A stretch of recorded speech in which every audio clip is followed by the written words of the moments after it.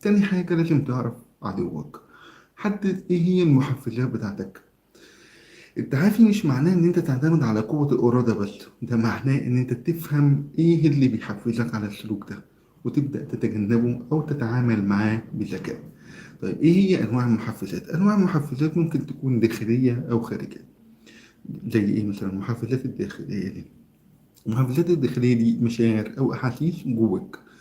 الملل واحد من أخطر المحفزات على الإباحية على الإطلاق.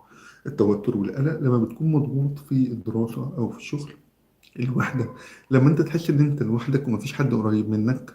الحزن أو الاكتئاب ده بيدي محاولة للهروب من المشاعر السلبية. الإحباط بعد الفشل في حاجة معينة، فبيبقى الإحباط واحد من أهم المحفزات. المحفزات الخارجية إيه هي بقى؟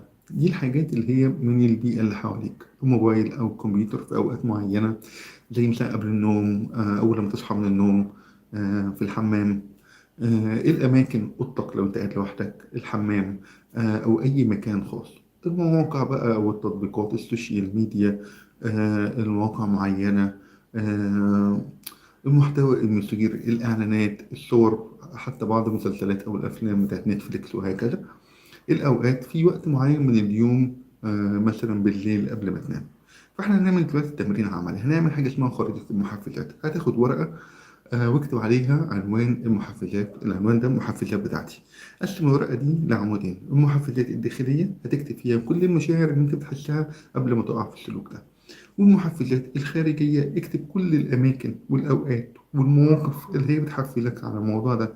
كمثال هنقول مثلا المحفزات الداخلية هنا والمحفزات الخارجية هنا.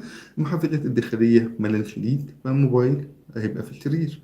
التوتر من الامتحانات، وقت بعد منتصف الليل. الوحدة بقفل باب الأوضة. إحباط من الشغل، بقعد شوية على مواقع السوشيال ميديا اللي هي كده. لما بتعرف محفزاتك بدقة تقدر إن أنت تتجنبها أو تتعامل معاها، وده هيقلل من فرص الانتكاسة بشكل كبير.